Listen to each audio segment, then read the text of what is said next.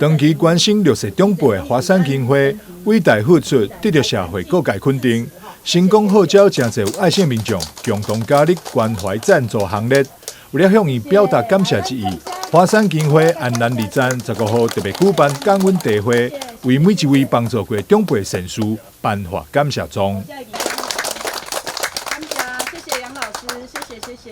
今仔日嘛是来遮来感谢的啦吼，因为阮有做一个个案吼，阮有12区的社会福利中心啦，阮伫安南区遮嘛有吼，就有一寡个案吼，拢是需要华山基金会这边的斗相共吼，像阿红甲小龟吼，这两个站长拢真正做热心吼，有时啊看到因拜六拜日啊放假吼，都会出去替一寡老大人安尼收厝内底物件吼。水管袂通啊！吼，阿红的冲过吼，替因通水管吼，真正做热心，做真正做斗相共，遮老大人安尼吼。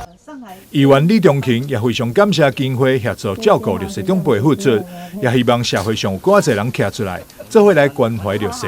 我们华山基金会一路走来，真的非常的辛苦，也照顾了很多我们安南区的长者。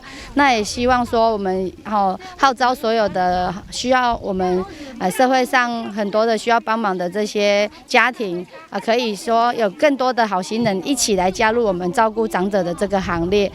今日的茶会，除了是要感谢真侪善事志工，安南二站也特别利用这次大家团圆的机会，举办控油活动，让真侪长辈回味儿时控寒食、控鸡卵的趣味。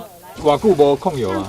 好几啊年啦，20年啊，20单啊。较早敢有控油过？捌啊。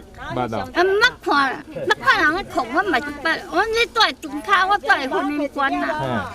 就捌看人咧控油啦。我家己嘛捌用。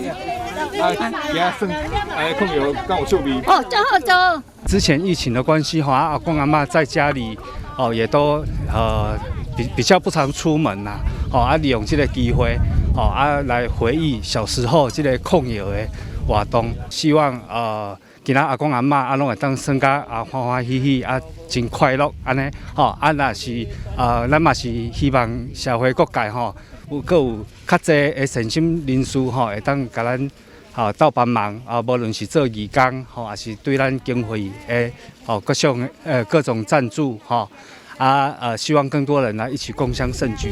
华山基金会在全国各地有将近400爱心天灾站，服务将近3万名绿色长辈，提供年济关怀、陪同就医、物资协助以及促进社会参与等服务，以乡亲做乡亲的服务理念，号召有爱心的民众加入。基金会也欢迎有更多人做伙加入爱老人行列。台南新闻张硕维采访报道。